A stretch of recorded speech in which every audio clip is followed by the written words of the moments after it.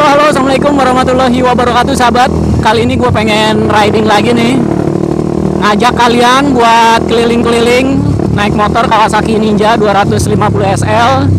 Dan ini biasa ya, ridingnya pelan-pelan aja, karena di daerah perkampungan nih sahabat nih di desa, daerah Tangerang Kabupaten. Terus gue pengen ceritain adalah ini bahan bakarnya sahabat, bensinnya boros atau enggak sih, dan kasus-kasus overheat gitu sahabat ya. Oke, yang pertama adalah bensinnya boros apa enggak sih. Oke, kalau misalkan kita lihat di speedometernya itu bensinnya itu udah tinggal 2 bar ya, atau 2 batang.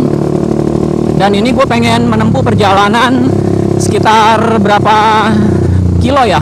Oke, trip A trip B nya gue matiin dulu ya, gue hapus dulu nih.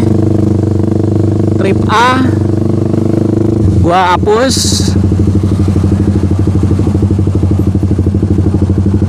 Oke, sebentar, aduh agak repot juga nih ngapusnya.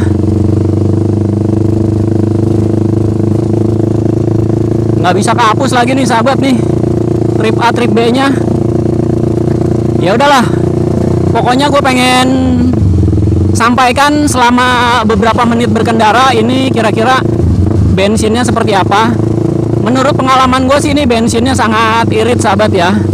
Ini mirip-mirip sama ya kelas-kelas motor 150 cc lah ya. Cuma yang pasti lebih boros ini sedikit, tapi masih dalam kategori irit karena kan 250 cc. Iya kan, agak gede ya kapasitas mesinnya.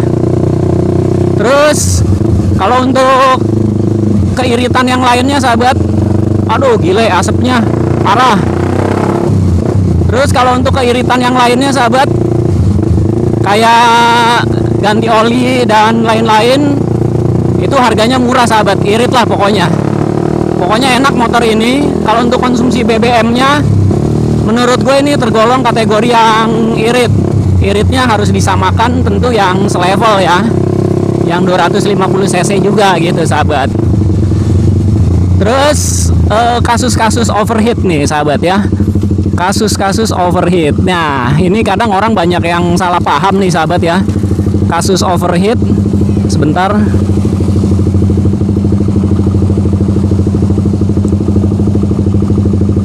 wah baru hapus tuh trip A trip B nya. Oke, udah kehapus trip A trip B nya.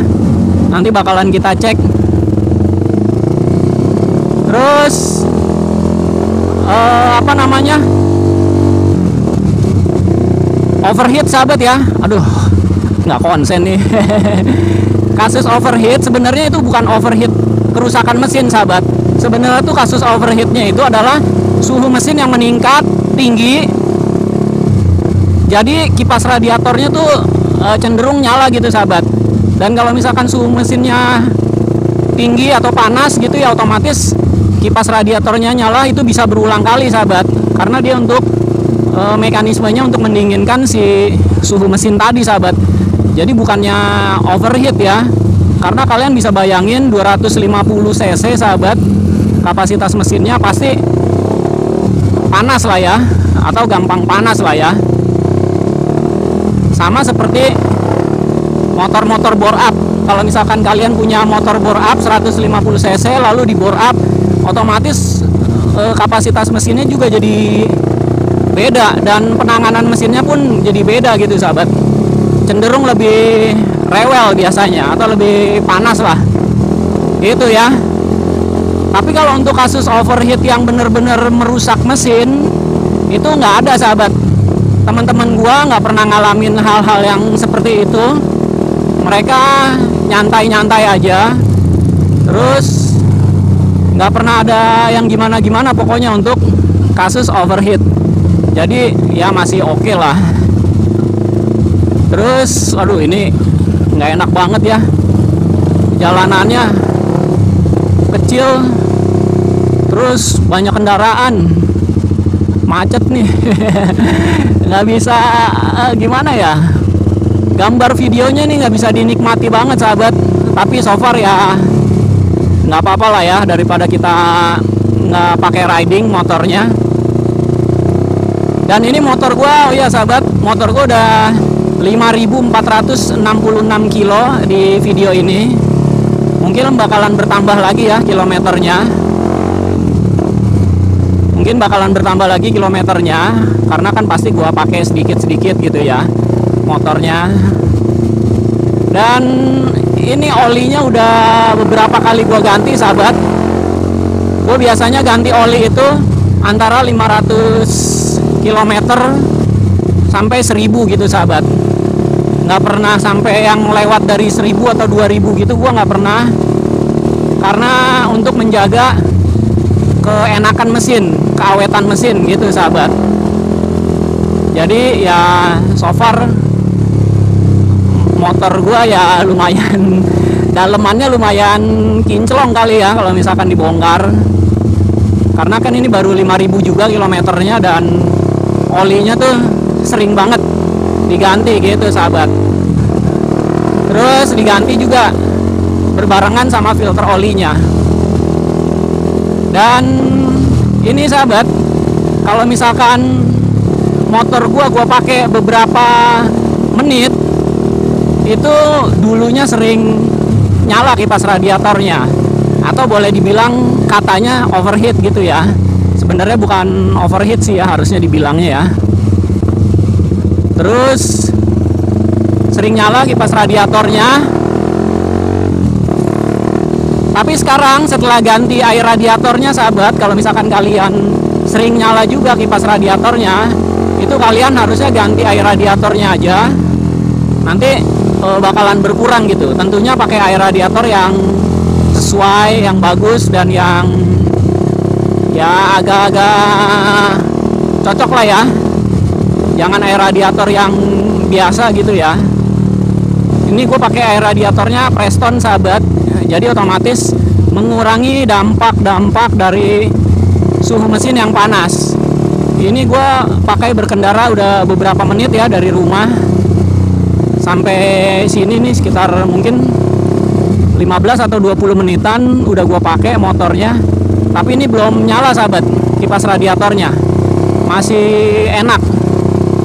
Masih dingin gitu. Pokoknya masih nyaman lah di bawahnya ya. Cuma nggak tahu nih kalau misalkan apa ya kayak lemot gitu pelan di bawahnya, mungkin bakalan nyala juga kipas radiatornya. Tapi kalau di jalanan ini sih kayaknya enggak ya, nggak bakalan nyala kipas radiatornya karena nggak ketemu macet-macetan gitu.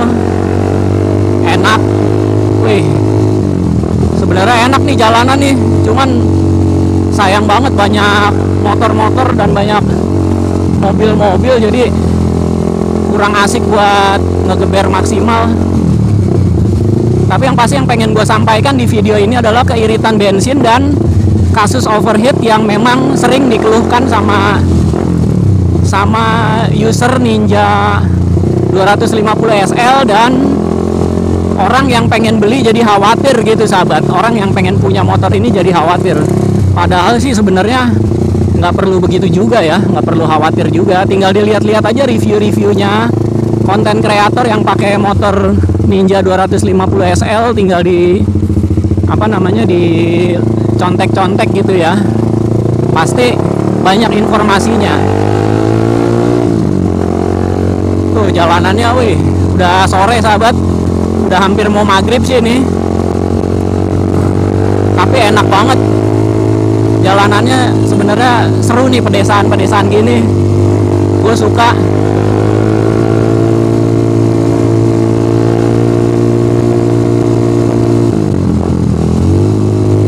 Oke sahabat, lanjut lagi ke kasus overheat.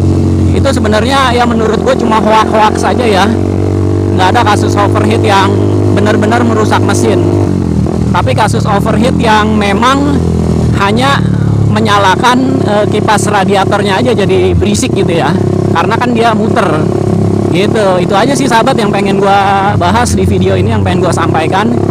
Jadi buat kalian yang pengen main Ninja 250 SL 1 silinder, ini kalian ya tinggal pilih atau beli unitnya yang masih grass, masih tahun muda, masih bagus, dan kalau bisa kilometernya rendah. Habis itu ya kalian rawat dengan sesuai gitu ya. Terus pakai motornya juga yang sesuai, jangan digebar-geber terlalu berlebihan. Terus jangan di bore up motornya, pasti awet gitu sahabat ya. Gua rasa udah kali ya, apa pengen terus nih berkendaranya. Sebenarnya ya udah cukup sih. Tuh enak juga nih kalau ada chicken kayak gini nih, belokan. Cuman gile sahabat, rame.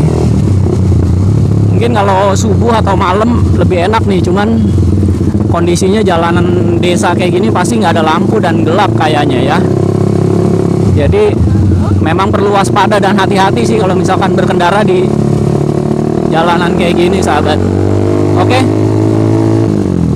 gua rasa cukup aja lah ya videonya sahabat. Nanti bakalan gua sambung lagi kalau misalkan gua punya waktu riding lagi, ngetes motor Kawasaki Ninja ini dibawa. Terus oh iya, bulan depan gua bakalan beli Suzuki Satria injeksi nih sahabat. Jadi kita bakalan ada konten lagi untuk Satria injeksi, dan bakalan gua review lagi hal-hal yang belum sepenuhnya gua sampaikan di konten-konten gua sebelumnya tentang Suzuki Satria injeksi khususnya. Oke, jadi gue cukupkan aja sahabat. Gue mau pulang juga nih, udah jauh banget perjalanan gue. Sampai di sini aja videonya. Wassalamualaikum warahmatullahi wabarakatuh. See you and bye bye sahabat.